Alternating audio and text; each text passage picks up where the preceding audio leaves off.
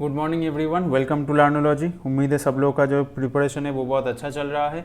जैसे कि आप लोगों को पता है कि हम लोग एडवांस मैथ्स कर रहे थे और एडवांस मैथ्स में हम लोग कोऑर्डिनेट पढ़ रहे हैं और आज हमारे कोऑर्डिनेट का 4th क्लास है। और आज के क्लास में हम लोग क्या पढ़ेंगे? आज के क्लास में हम लोग पोलर फॉर्म पढ़ेंगे, स्लोप एंड इक्वेशन पढ़ देखेंगे एक लाइन का। ठीक है, तो चलो क्लास को जल्दी से स्टार्ट करते हैं।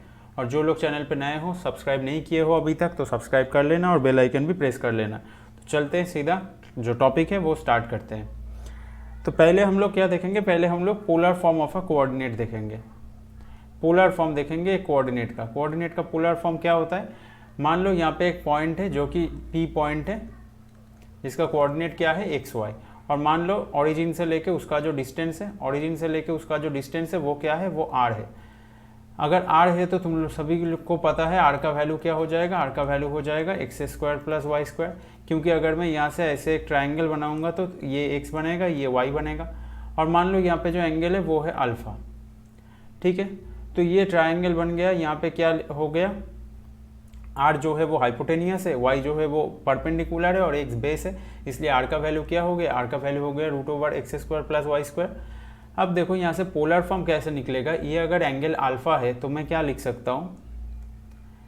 साइन अल्फा इक्वल्स टू मैं क्या लिख सकता हूँ? साइन अल्फा क्या होता है? परपेंडिकुलर बाई हाइपोटेनियस, तो y बाई आर होता है।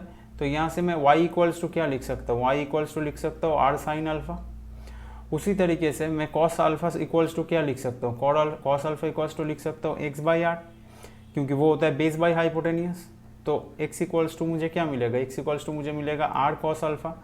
तो यहाँ पे मुझे क्या मिल गया? एक्स वाई इक्वल्स टू मुझे क्या मिल गया? मिला आर कॉस अल्फा और आर साइन अल्फा। ये जो r cos alpha r sine alpha मिला है, यही होता है एक कोऑर्डिनेट का पोलर फॉर्म। ये जो एक्स वाई कोऑर्डिनेट है, इसका पोलर फॉर्म क्या है? आर कॉस अल्फा और आर साइन अल्फा। जहाँ पे अल्फा क्या है? अल्फा यहाँ पे जो एंगल लाइन बना रहा है एक्स एक्सिस के साथ, उसी को अल्फा से डिनोट किया जाता है। ठीक है, क्वेश्चन किस तरीके से आते हैं? एक क्वेश्चन देख लेते हैं पोलर फॉर्म के ऊपर। जैसे कि ये क्वेश्चन देख लो, तुम्हें बोला है find polar coordinate of √3+1 and √3-1। इसका पोलर कोऑर्डिनेट निकालने के लिए बोला है। तो तुम्हें पहले क्या निकालना पड़ेगा? पहले r निकालना पड़ेगा। r का वैल्यू क्या है? r का वैल्यू होगा √3+1 का होल स्क्वायर प्लस √3-1 का होल स्क्वायर। इसको सॉल्व करोगे तो क्या आएगा? ये 3 बन जाएगा, प्लस 2√3+1 प्लस क्या होगा? ये भी 3 बन जाएगा, यहाँ पे -2√3+1 आएगा, तो ये कट जाएगा और कितना बन जाएगा? √8। √8 का मतलब क्या होता है? 2√2। तो ये निकल गया r का वैल्यू। अब देखो, अब क्या निकालना है? अब हमें निकालना है अल्फा का वैल्यू। तो हम क्या कर सकते हैं? हम लिख सकते हैं tan alpha. tan alpha equal to हम लोग क्या लिख सकते हैं? y by x. क्योंकि अगर हम लोग एक ट्राइंगल बनाएंगे ऐसे, जो ट्राइंगल हम लोगों ने बनाया था, यहाँ पे r था, यहाँ पे x था, यहाँ पे y था, तो tan अल्फा इक्वल टू क्या होता है? परपेंडिकुलर बाई बेस, तो y by x equals to हम लोग क्या लिख सकते हैं? √3-1 एंड √3+1। अगर अल्फा का वैल्यू ये है तो मान लेना tan अल्फा इक्वल्स टू हम लोग क्या लिख सकते हैं? tan 15 degree. tan 15 डिग्री का जो वैल्यू है वो ये होता है √3-1 बाई √3+1। तो यहाँ से हमें अल्फा का वैल्यू क्या मिल जाएगा? अल्फा का वैल्यू मिल जाएगा हमें 15 डिग्री। अगर अल्फा 15 डिग्री है तो ये जो पॉइंट है √3+1 एंड √3-1, इसका कोऑर्डिनेट क्या बन जाएगा? इसका कोऑर्डिनेट बन जाएगा 2√2 cos 15 डिग्री, 2√2 साइन 15 डिग्री। क्योंकि हमने क्या देखा था? X y equals to r cos alpha and sine cos alpha, r cos alpha and r sine alpha. तो वही बन गया 2√2 cos 15 degree and 2√2 sine 15 degree. उम्मीद है समझ में आया होगा। जो पोलर फॉर्म है वो बहुत ईजी होता है, बहुत ईजिली निकल जाता है। उम्मीद है समझ में आया होगा। अब हम लोग क्या करेंगे? अब हम लोग देखेंगे आगे slope of a straight line. Slope of a straight line अब हम आगे देखेंगे, और स्लोप जो है वो अच्छे से समझना। स्लोप ऑफ स्ट्रेट लाइन का जो इक्वेशन है, ये काफ़ी इंपॉर्टेंट टॉपिक है, अच्छे से समझना।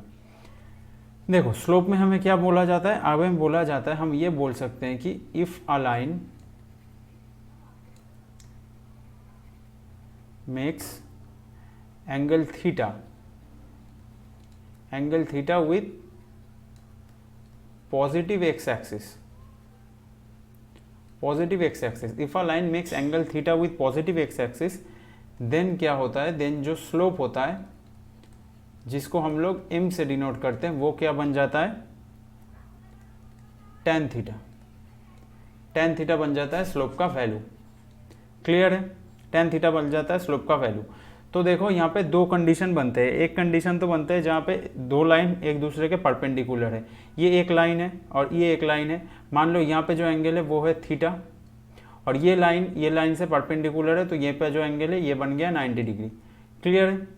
अब यहाँ पे दो कंडीशन बनते हैं, ये पहला लाइन का, ये जो पहला लाइन है इसका मैं स्लोप क्या बोल सकता हूँ, m1 इक्वल टू क्या बोल सकता हूँ, टेन थीटा। और जो दूसरा लाइन है इसका एंगल क्या है, इसका एंगल है पूरा ये, क्योंकि देखो तुम इसको एंगल नहीं बोल सकते, इसको एंगल तुम नहीं बोल सकते क्योंकि बोला है पॉजिटिव एक्स एक्सिस के साथ, तो तुम्हें एंगल इसी साइड से, पॉजिटिव साइड से ही घुमा के कैलकुलेट करना पड़ेगा। तो इसका जो m2 का है, इसका जो m2 है, इस m2 के बारे में मैं क्या बोल सकता हूँ, tan 90 plus theta, tan 90 plus theta बोल सकता हूँ, क्योंकि यहाँ पे एंगल क्या है इसका 90 प्लस थीटा है। तो m2 का value tan 90 plus theta equal to में क्या बोल सकता हूँ, माइनस कॉट थीटा। तो यहाँ से जो इक्वेशन बनता है, जब लाइन एक दूसरे के परपेंडिकुलर होता है तो एक फॉर्म डिराइव होता है जो कि है m1 m2 का वैल्यू क्या आता है, -1, क्योंकि m1 m2 क्या होता है फिर tan theta into minus cot theta. Cot theta मतलब हम लोग क्या लिख सकते हैं, tan थीटा इंटू, मैं माइनस डाल के यहाँ पे क्या लिख सकता हूँ, 1/tan थीटा। तो ये जब कट जाएगा तो क्या आ जाएगा, -1। तो ये एक फॉर्म बनता है जब लाइन परपेंडिकुलर होता है। याद रखना m1 m2 इक्वल टू -1, इसको नोट कर लेना, बाद में क्वेश्चन सॉल्व करते वक्त ये काम में आएगा। ठीक है।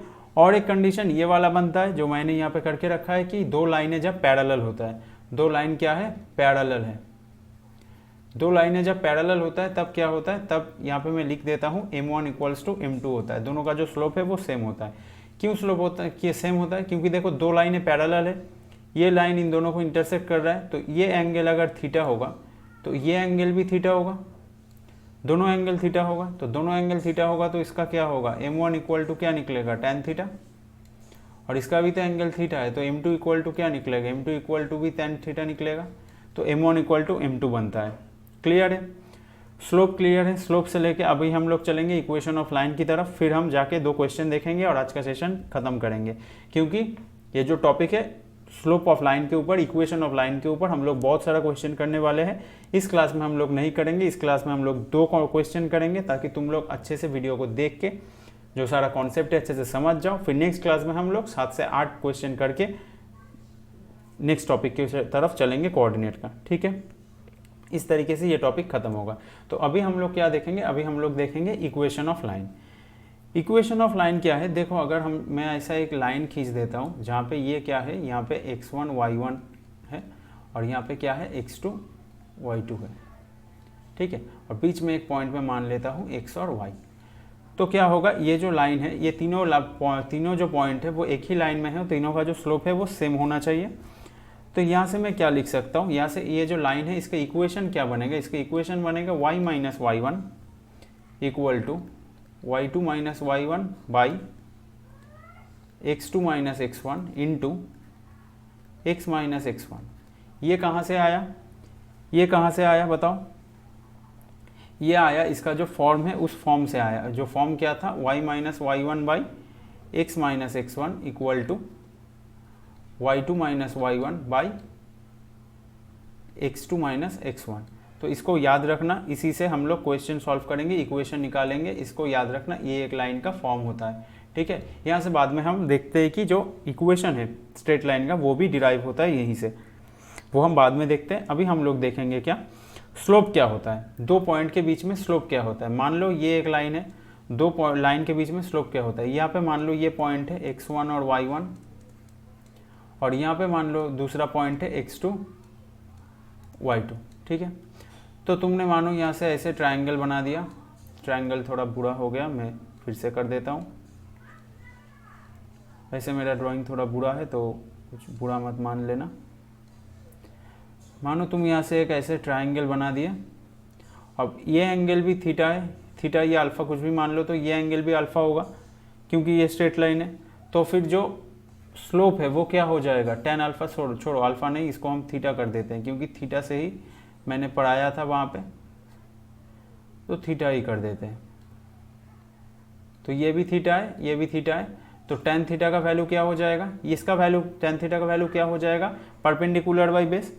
तो यहाँ पे परपेंडिकुलर का वैल्यू क्या होगा, परपेंडिकुलर का वैल्यू होगा y2 माइनस y1 और बेस का वैल्यू क्या हो जाएगा x2 माइनस x1। ये क्यों होगा, ये लास्ट सेशन में मैंने दिखाया था, वो प्रूफ में जो यहाँ पे मैंने प्रूफ किया था, जो इंटरसेक्शन फॉर्मूला था प्रूफ किया था, वहाँ पे मैंने ये डिस्टेंस करके निकाल के दिखाया था कि किस तरीके से निकालता है। तो टेन थीटा का वैल्यू अभी हम क्या लिख सकते हैं, टेन थीटा का वैल्यू हम लिख सकते हैं y2 minus y1 by x2 minus x1।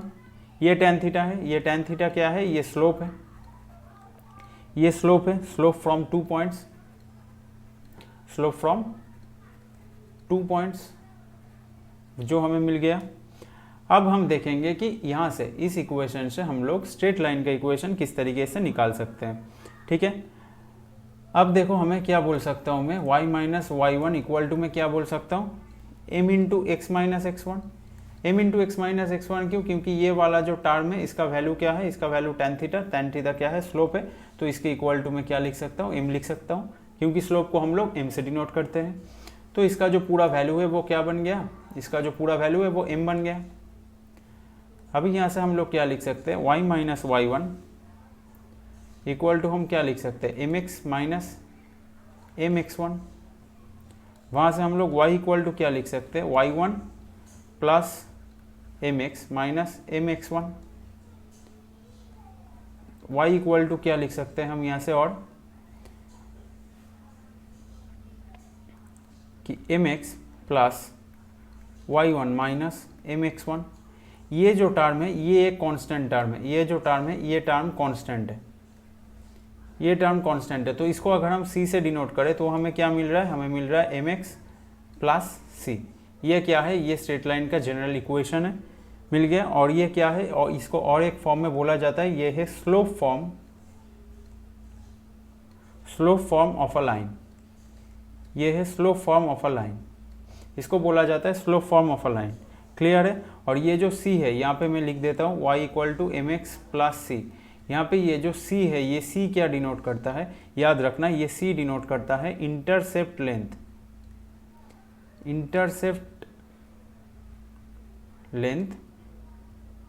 On y axis, ये c डिनोट करता है intercept length on y axis. कैसे, अगर मैं ऐसे कोऑर्डिनेट ड्रॉ करूँ और एक लाइन ऐसे क्लियर करे तो ये जो लेंथ है इसको c से डिनोट किया जाता है, intercept length on y axis पे जो इंटरसेप्ट लेंथ है उसको c से डिनोट किया जाता है। तो याद रखना, यहाँ से हमें इक्वेशन मिल गया। हमने क्या क्या पढ़ा, पोलर फॉर्म देखा, हमने स्लोप निकालना सीखा और हमने इक्वेशन ऑफ लाइन निकालना सीखा।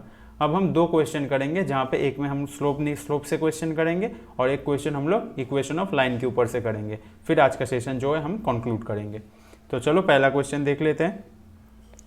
देखो यहाँ पे क्या बोला है, बोल रहा है if the slope of the line joining the points -4a + 2 and 1 - 2a2 is 1/3 find A. तो दो पॉइंट है -4, दो कोऑर्डिनेट दिया गया है -4a + 2 एंड 1 - 2a एंड 2। तो ये जो स्लोप का जो जॉइनिंग लाइन है उसका क्या स्लोप क्या है, 1/3। तो तुम्हें ए निकालने के लिए बोला है। स्लोप का फॉर्मूला हम लोगों ने क्या देखा था, m इक्वल टू हमें क्या मिला था, दो पॉइंट का हमें क्या मिला था, y2 minus y1 equal to x2 minus x1। देखो जहाँ पे वैल्यू गिवन रहेगा वहाँ पे हम लोग m से करेंगे, m की जगह सीधा वैल्यू पुट कर देंगे। और अगर यहाँ पे एंगल दिया होता तो हम लोग क्या करते, उस एंगल को tan थीटा के तौर पे लिखते। मतलब यहाँ पे 1/3 की जगह अगर 30 डिग्री दिया होता तो हम लोग, या फिर कुछ और दिया होता तो हम लोग लिख लेते tan 30 डिग्री। जो वैल्यू इसका आता है क्या 1/√3, उसको लेके फिर कैलकुलेशन कर लेते हैं। लेकिन यहाँ पे 30 डिग्री नहीं बोला, 1/3 बोला है, तो हम लोग क्या करेंगे, सीधा m की जगह 1/3 रखेंगे और फिर वैल्यू पुट करेंगे। y2 का वैल्यू हमें क्या मिला है, y2 का वैल्यू क्या है, दोनों पॉइंट दिया हुआ है, y2 माइनस y1, y2 का वैल्यू क्या है, दोनों पॉइंट यहाँ पे कौन सा पॉइंट लिखेंगे, यहाँ पे हम लोग क्या लिख सकते हैं, y2 का वैल्यू बताओ, y2 का वैल्यू कौन सा है, 2 माइनस a माइनस 2। और फिर x2 का वैल्यू क्या है, x2 का वैल्यू है 1 minus 2a, 1 minus 2a minus क्या करेंगे, -4। तो क्या आ रहा है यहाँ पे, 2 तो कैंसिल आउट हो रहा है, यहाँ पे आ रहा है ऊपर माइनस है और नीचे क्या आ रहा है -3 -2a ये आ रहा है। तो यहाँ से अगर हम माइनस कॉमन ले लेंगे तो क्या मिल जाएगा, a/3 + 2a, ऊपर का माइनस नीचे का माइनस क्लियर हो गया। इसका वैल्यू क्या है 1/3।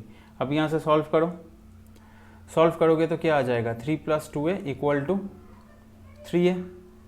2a को उधर ले जाओगे, a का वैल्यू क्या आ जाएगा 3 आ गया, a का वैल्यू क्या आ गया 3। क्लियर है।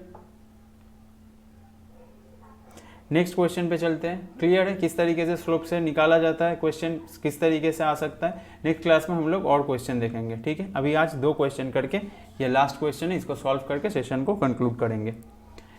यहाँ पे क्या बोल रहा है देखो, find the equation of line passing 2 points -4 9 and 2 5। Equation of line passing 2 points -4 9 and 2 5। तो हमें इक्वेशन क्या मिला था, वहाँ से हमने क्या देखा था, y - y1 = y2 - y1 by x2 - x1 into x - x1। तो हम लोग क्या करेंगे, हम लोग सीधा वैल्यू पुट करेंगे। तो हम लोग क्या करेंगे, y - 9 = हम लोग क्या लिखेंगे 9 - 5, ये माइनस है, बाई x2 - 4 - 2 इंटू क्या करेंगे x + 4 रखेंगे, क्योंकि x + 4 क्यों, क्योंकि माइनस है, माइनस माइनस में प्लस हो गया ये।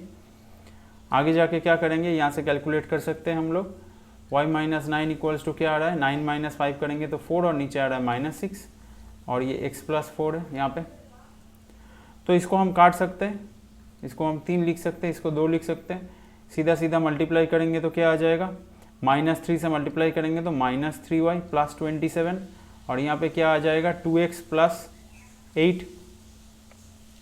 वहाँ से हमें इक्वेशन क्या मिल रहा है फिर, 2x + 3y = क्या हो रहा है 27 - 8, मतलब 2x + 3y = 19। ये भी रख सकते हो या फिर ये भी लिख सकते हो कि 2x + 3y - 19 = 0। दोनों में से कुछ भी रख सकते हो। तो ये 2 निकल गया हम लोगों का आज का लास्ट क्वेश्चन का आंसर। स्ट्रेट लाइन का जो इक्वेशन है वो ये निकल गया। क्लियर है। एक क्वेश्चन आज हमने स्ट्रेट लाइन के ऊपर से देखा, एक क्वेश्चन स्लोप के ऊपर से देखा। नेक्स्ट दिन और 7-8 क्वेश्चन करेंगे ताकि ये जो टॉपिक है वो अच्छे से खत्म हो जाए। इसके बाद नेक्स्ट टॉपिक पे चलेंगे कोऑर्डिनेट का। तो नेक्स्ट क्लास में हम लोग क्वेश्चन देखेंगे इक्वेशन ऑफ लाइन के ऊपर से, फिर उसके बाद हम क्या करेंगे, फिर उसके बाद हम intercept form of a line पढ़ेंगे, ठीक है। तो आज का सेशन जो है वो यहीं पे ख़त्म करते हैं। उम्मीद है सेशन तुम लोगों को अच्छा लगा होगा, हेल्पफुल लगा होगा। अगर अच्छा लगे तो लाइक कर देना और सब्सक्राइब ज़रूर कर लेना, मिस मत करना, ताकि नेक्स्ट वीडियो मिस ना हो। मिलते हैं नेक्स्ट क्लास में, तब तक के लिए thank you and bye bye.